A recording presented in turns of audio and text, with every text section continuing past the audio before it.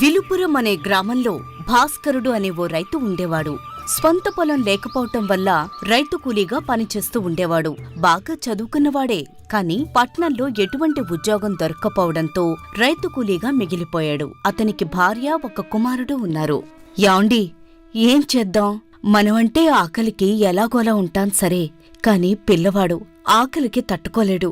వాడికోసమన్నా ఏదైనా తీసుకునిరండి. ఏం తెమ్మంటావే? మనం తాగే గంజి వాడికి కూడా కొద్దిగా తాగిద్దాం. ఏం చేస్తాం? వారం రోజుల నుండి పనిలేదు, చేతిలో చిల్లిగవ్వలేదు.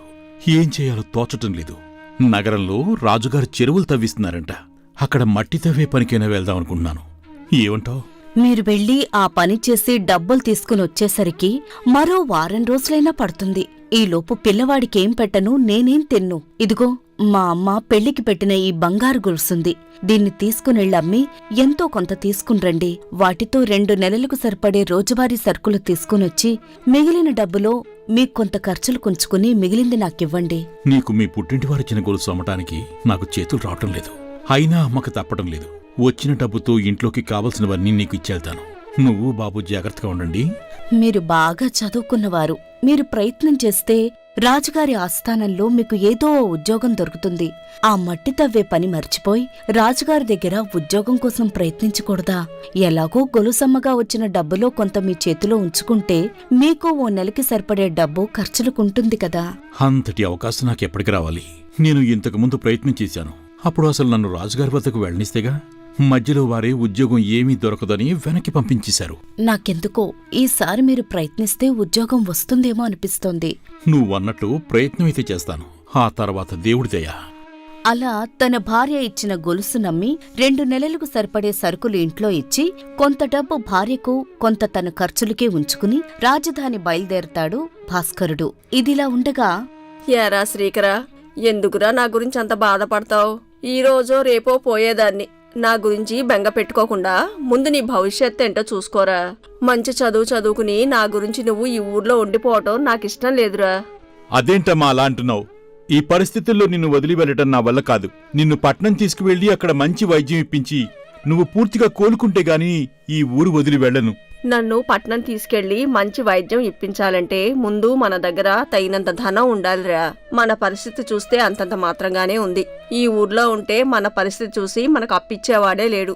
నా మాట విని నువ్వు వెంటనే పట్నం వెళ్ళు. నీకు మంచి ఉద్యోగం వచ్చిన తర్వాత అన్నీ అవే సర్దుకుంటాయిలే. సరేనమ్మా, నువ్వన్నట్టే నేను వారం రోజులు ఈ ఊరు వదిలి రాజధాని వెళ్తాను. అక్కడ మంచి ఉద్యోగం దొరికితే సరే, లేకుంటే మళ్ళీ ఈ ఊర్లోనే ఏదో వ్యవసాయం చేసుకుని బ్రతుకుతాను. ఒకవేళ నాకు ఉద్యోగం దొరికితే నువ్వు కూడా నాతో పాటు రాజధానిలోనే ఉండాలి, సరేనా? నువ్వు ఉద్యోగం సంపాదించుకుని రారా ముందు. నేను నీతోనే వస్తా, సరేనా? అలా శ్రీకరుడు కూడా ఉద్యోగం కోసం రాజధాని బయలుదేరి వెళ్తాడు. దారిలో భాస్కరుడు, శ్రీకరుడు కలుసుకుంటారు.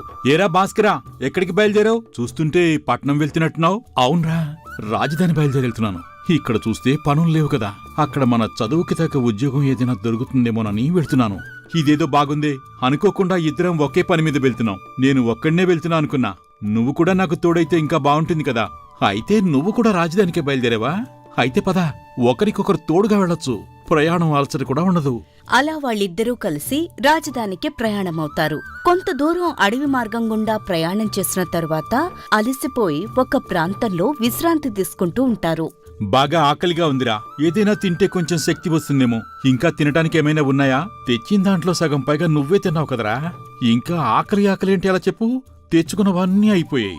దగ్గరలో ఏదైనా పండ్ల చెట్టో లేక తేనె పట్టో ఉంటే చూడు, అది తిని బయలుదేరదాం. నిజమేరా, దగ్గరలో తప్పకుండా ఏదో ఒక చెట్టు దొరుకుతుంది. వెతుకుదాం. ఒక పని చెయ్యి, నువ్వు ఇటువైపు వెతుకు, నేను అటువైపు వెతుకుతా. ఏదో ఒకటి తినటానికి దొరకపోదు. అలా వాళ్ళిద్దరూ ఆహారం కోసం వెతకటానికి చెరో దిక్కు వెళతారు. అలా వెతుకుతూ ఉండగా, అరే శ్రీకరా, తొందరగా ఇక్కడికి రా. ఇక్కడ చూడు, ఇక్కడేదో మోటుంది. తొందరగా రారా. ఏంటిరా అంతలారుస్తున్నావు? ఏమైనా తినడానికి దొరికిందా ఏంటి? ఎప్పుడు నీకు తిండికోలేరా? చూడు, ఇక్కడేదో మూట పడి ఉంది. చూస్తుంటే ఇందులో డబ్బున్నట్టుగా ఉంది. తెరిచి చూస్తే పోలా? ఒకసారి తెరిచి చూడు, ఏముందో తెలుస్తుంది కదా. అలా ఆ మూటను వాళ్ళిద్దరూ తెరిచి చూస్తారు. అందులో వాళ్ళు అనుకున్నట్టే 1000 వరహాలుంటాయి. చూడ్రా, ఎంత డబ్బుందో. వెతకబోయే తీగ కాళ్ళకి తగినట్టుగా ఉంది. మనం ఉద్యోగం గురించి వెతుకుతుంటే ఏకంగా మనకి 10 నెలలకు సరిపడే జీతం ఇందులో దొరికినట్టుగా ఉంది. మన అదృష్టం పండిందిరా. పాపం ఇది ఎవరో ఇక్కడ పోగొట్టుకున్నట్టున్నారా. ఇది మనకు దొరికినందుకు ఎంత సంతోషిస్తున్నామో వాళ్ళు పోగొట్టుకున్నందుకు అంత బాధపడుతుంటారు. ఎవరిదో ఏంటో. నువ్వన్నది నిజమేరా. ఈ డబ్బు పోగొట్టుకున్నవారు ఎంత బాధపడుతున్నారో ఏంటో. కానీ ఇది మనకు దక్కాలనుంది, మనకు దక్కింది. ఇక మన కష్టం తీరినట్టే. కానీ ఇప్పుడు పోగొట్టుకున్నవాడికి లేడు కదా. మళ్ళీ అతను తిరిగొచ్చేలోపు మనకు కాకపోతే ఇంకెవరికైనా దొరకొచ్చు. డబ్బు చేతిలో ఉన్నప్పుడు నిర్లక్ష్యంగా ఉండటం అతని తప్పు. దానికి మనమేం చేస్తాం? అది కాదురా. ఇంతకీ నువ్వు ఏం చెప్పదలుచుకున్నావు? నన్నడిగితే ఈ డబ్బును తీసుకుని వెళ్లి ఇక్కడ దగ్గరలో ఉన్న గ్రామ పెద్దకు అప్పచెబుదాం. పోగొట్టుకున్నవాడు తప్పక గ్రామ పెద్దకు ఫిర్యాదు చేయటానికి వస్తాడు. అప్పుడు గ్రామ పెద్ద అతని డబ్బు అతనికి ఇచ్చేస్తాడు. నువ్వు అలా అంటావేంట్రా? ఇది మనకు దొరికింది. దీన్ని మనం సొంతం చేసుకోవడమే మంచిదనిపిస్తోంది.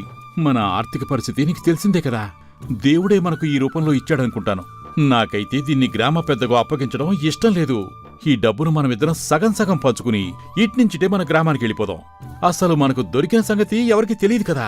నీ ఆర్థిక పరిస్థితి నాకు తెలుసు గాని ఇంత డబ్బు ఒకవేళ నువ్వే పోగొట్టుకుని ఉంటే నువ్వు ఇలా ఆలోచించేవాడివా చెప్పు? దీన్ని ఎలాగైనా పోగొట్టుకున్న వాడికి తిరిగి చేరవేయాలి అనుకుంటున్నాను నేను. నువ్వు ఎన్ని చెప్పినా నాకు వీటిని వదులుకోవాలనిపించడం లేదు. ఏది ఏమైనా నా మాట విని ఇందులో సగం నువ్వు తీసుకుని ఈ విషయాన్ని ఇంతటితో వదిలే, సరేనా? అలా చాలాసేపు వాళ్ళిద్దరూ వాదించుకున్న తరువాత, నీ ఆర్థిక పరిస్థితి చూసి నేనేమీ మాట్లాడలేకపోతున్నాన్రా. నీకున్న బాధలకు ఈ డబ్బులు చాలా ఆసరగా ఉంటుంది. నువ్వు చెప్పినట్టే మనిద్దరం ఈ డబ్బును సమానంగా పంచుకుందాం. ఈ డబ్బు తీసుకుని నువ్వు గ్రామానికి తిరిగి వెళ్ళు. నేను మాత్రం వెనక్కి రాను. ఈ డబ్బు తీసుకుని నేను రాజధాని చేరుకుంటాను. సరేనా? ఇంకా ఆలస్యం ఎందుకు? ఇదిగో నీకు రావాల్సిన సగం. ఇక నువ్వు ఏం చేసుకుంటావో నాకు అనవసరం. నేను మన గ్రామానికి తిరిగి వెళ్ళిపోతున్నాను రా. అలా వాళ్ళిద్దరూ డబ్బు చెరో సగం పంచుకుని ఎవరి దారిన వారు వెళ్ళిపోతారు. ఈ సగం ధనం అన్నా పోగొట్టుకున్న వాడికి అందేలా చేయటానికి ప్రయత్నిస్తాను. మొత్తం దొరకపోయినా సగమన్నా దొరికినందుకు చాలా సంతోషిస్తాడు. అలా శ్రీకరుడు కొంత దూరం వెళ్లిన తర్వాత అక్కడ ఒక గ్రామం వస్తుంది. అతనికి ఒక వ్యక్తి ఎదురవుతాడు. అయ్యా, గ్రామ పెద్దగారి ఇల్లు ఎక్కడో కొద్దిగా చెప్పగలరా? ఇక్కడికి 2 ఫర్లాంగుల దూరంలో గుడి వస్తుందండి. ఆ గుడి ఎదురుగా ఉన్న ఇల్లే గ్రామ పెద్దగారి ఇల్లు. అలా శ్రీకరుడు ఆ డబ్బును తీసుకుని వెళ్లి గ్రామ పెద్ద ఇంటికి చేరుకుంటాడు. అయ్యా, నా పేరు శ్రీకరుడు. జరిగిందంతా గ్రామ పెద్దకు వివరిస్తాడు శ్రీకరుడు. ఇదిగోనయ్యా, ఇందులో ఆ సగం డబ్బు 500 బరహాలు ఉన్నాయి. వీటిని పోగొట్టుకున్న వారికి అందచేయండి. ఆ మిగిలిన 500 బరహాలు కూడా నేను ఏదైనా ఉద్యోగం చేసి నెమ్మదిగా తీర్చుకుంటాను. నువ్వు చెప్పింది బాగానే ఉంది బాబు. ఆ భాస్కరుడి ఆర్థిక పరిస్థితి వల్ల అతను అలా ఆలోచించడంలో తప్పులేదు. కానీ ఈ రోజు ఉదయమే ఆ పోగొట్టుకున్న వ్యక్తి నా దగ్గరికి వచ్చి ఫిర్యాదు చేసి వెళ్ళాడు. ఇప్పుడే అతన్ని పిలిపిస్తాను. నువ్వు తిరిగిచ్చిన సగం డబ్బు అతనికి ఇవ్వడానికి నేను ఒప్పుకున్నా. అతను మొత్తం డబ్బు ఇప్పుడే చెల్లించమంటే నేనేం చేయాలి చెప్పు? మీరు అతన్ని పిలిపించండి, నేను అతనితో మాట్లాడతాను. అలా గ్రామ పెద్ద ఆ డబ్బు పోగొట్టుకున్న వ్యక్తిని అక్కడికి పిలిపించి జరిగిందంతా అతనికి వివరిస్తాడు.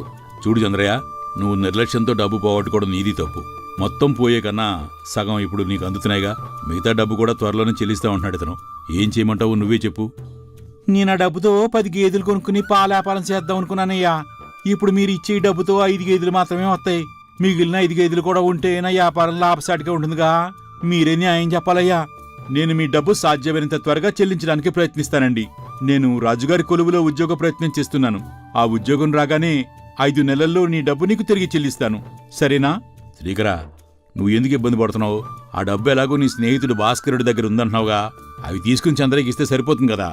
నా స్నేహితుడు భాస్కరుడు చాలా మంచివాడండి. అతని ఆర్థిక పరిస్థితులు అతన్ని ఆ పని చేయించాయి. మీరు పెద్ద మనస్సుతో అర్థం చేసుకుని నాకు కొంత గడువు ఇప్పించండి. చూడు చంద్రయ్య, నువ్వు పోగొట్టుకున్న డబ్బు అసలు ఈ శ్రీకరుడు తిరిగి ఇవ్వకపోతే ఏం చేసేవాడు చెప్పు? ఎప్పటికీ డబ్బుతో సరిపెట్టుకో. త్వరలో మిగిలిన డబ్బు నీకు అందేలా చేస్తాను. మీరిచ్చిన తీర్పు సరే ఎందుకు లేదనిపిస్తుందండి. మీరు గ్రామ పెద్దయ్యుండి అలా ఏకపక్షంగా తీర్పు చెప్పడం నాకు నచ్చలేదు. డబ్బు ఎక్కడుందో తెలిసి కూడా మీరు నాకు తిరిగి ఇప్పించలేకపోతున్నారు. నువ్వన్నది నిజమే. శ్రీకరుడు అన్నది సవపుగానే ఉంది, చంద్రయ్య అన్నది సవపుగానే ఉంది. ఇప్పుడు ఏం చేయాలి? ఓ పని చేస్తాను. ఇప్పుడు నువ్వు ఆ డబ్బుతో 5 గేదెలు కొనుక్కెళ్ళు. మిగిలిన 5 గేదెలు నేను నీకిస్తాను. నీకు ఎప్పుడైతే శ్రీకరుడు డబ్బు తిరిగిస్తాడో ఆ డబ్బు నేను తీసుకుంటాను. దీనికి నీకు సమ్మతమేనా? నేను 10 గేదెలు కొనుక్కోవడానికి ఆ డబ్బు మా బాబాయ్ గారి దగ్గర తీసుకున్నానండి. ఏ విధంగానైనా ఆ 10 గేదెలు నా సొంతమైతే అంతకన్నా ఇంకేం కావాలి? అలా తీర్పు చెప్పిన గ్రామ పెద్ద చంద్రయ్యను అక్కడ్నుంచి పంపించివేస్తాడు. శ్రీకరా, నువ్వు పాటించిన స్నేహధర్మం, నీకు దొరికిన ధనాన్ని అసలు వ్యక్తికి చేరవేయాలనే నీ నిజాయితీ నాకు బాగా నచ్చేయ్యా. అయితే ఓ పని చేయి. నువ్వు నేరుగా రాజధానికి వెళ్ళి సుబ్బయ్య అని ఒక వ్యక్తి ఉంటాడు అక్కడ. అతన్ని కలుసుకుని నేను చెప్పానని చెప్పు. నీకు రాజుగారి దగ్గర కొలువు దొరికేలా చేస్తాడు. మీరు నన్ను అర్థం చేసుకున్నందుకు కృతజ్ఞతలయ్యా. నేను వెంటనే వెళ్లి ఆ సుబ్బయ్య గారిని కలుస్తాను. సాధ్యమైనంత త్వరలో మీ అప్పు తీర్చడానికి ప్రయత్నం చేస్తాను. శ్రీకరుడు రాజధానికి గ్రామ పెద్ద చెప్పిన సుబ్బయ్యను కలవడానికి వెళతాడు. ఇదిలా ఉండగా భాస్కరుడు తన స్వంత గ్రామం చేరుకుని ఆ డబ్బును తన భార్యకిచ్చి జరిగిందంతా చెప్తాడు. అది విన్న అతని భార్య, మీరు చేసిందేమైనా బావుందా? శ్రీకరన్న అన్నది నిజమే కదా. ఆ డబ్బు పోగొట్టుకున్న వ్యక్తి ఎంత బాధపడుతూ ఉంటాడో. ఈ డబ్బును వెంటనే వెళ్లి అక్కడ గ్రామ పెద్దకు అప్పచెప్పండి. నువ్వు ఈ డబ్బు చూసి ఎంతో సంతోషిస్తావనుకుంటే ఇలా మాట్లాడుతున్నావేంటి? నేను ఏది చేసినా మన కుటుంబం బాగుపడాలని కదా. మనం పస్తులతో ఉన్నప్పుడు ఇంత డబ్బు మనకెవరిస్తారు చెప్పు? కనీసం మన వైపు చూసేవాడే లేడు. మీరు చదువుకున్నవారు. మీ కష్టం మీద మీరు బ్రతకటానికి ప్రయత్నం చెయ్యాలి. మీకు ఉద్యోగం దొరికే వరకు ఖర్చు కోసమని ఆ గొలుసు అమ్మిన డబ్బులో కొంత మీకిచ్చాను కదా.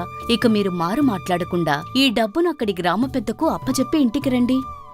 భార్య మాటలకు పశ్చాత్తాపడి ఆ డబ్బును తిరిగి ఇవ్వటానికి గ్రామ పెద్ద దగ్గరకు వెళతాడు భాస్కరుడు. అయ్యా, నాకు ఈ డబ్బు నేను నా స్నేహితుడు అడవి మార్గం గుండా ప్రయాణం చేస్తుండగా దొరికింది. దొరికిన దాంట్లో సగం నా దగ్గర ఉండగా మిగిలిన సగం నా స్నేహితుడు శ్రీకరుడి దగ్గరుంది. అది కూడా నేను త్వరలోనే శ్రీకరుడి దగ్గర తీసుకుని మీకు తిరిగిచ్చేస్తాను. జరిగిన దానికి నన్ను క్షమించండి.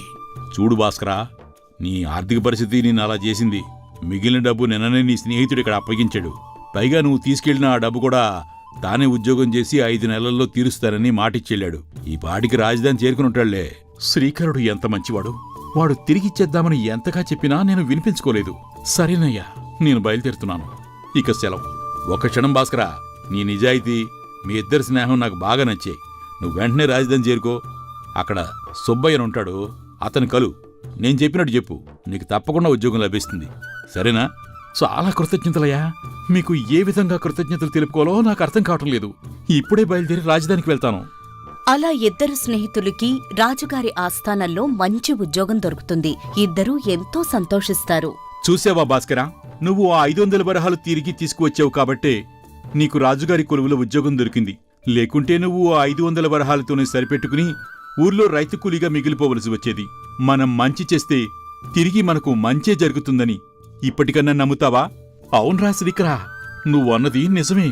నేను పరుల సొమ్ముకు ఆశపడి ఉంటే నాకు ఈరోజు ఈ ఉద్యోగం దక్కేదే కాదు. నేను వెంటనే నా కుటుంబాన్ని రాజధానికి తీసుకురావాలనుకుంటున్నాను. నేను కూడా మా అమ్మని ఇక్కడికి తీసుకువచ్చి మంచి వైద్యం ఇప్పిద్దామనుకుంటున్నానురా. ఆమె కోలుకుని నా ముందు తిరుగుతుంటే అంతకన్నా నాకింకేం కావాలి? అలా వాళ్ళిద్దరూ గ్రామంలో ఉన్న తమ కుటుంబ సభ్యులతో సహా రాజధాని చేరుకుని సుఖంగా జీవిస్తారు. ఈ కథ గనక మీకు నచ్చినట్లయితే లైక్ చేయండి, కామెంట్ చేయండి, సబ్స్క్రైబ్ చేయండి. ఇంకో విషయం, మరిన్ని అప్డేట్స్ కోసం పక్కనున్న గంటను గట్టిగా కొట్టడం మర్చిపోకండి.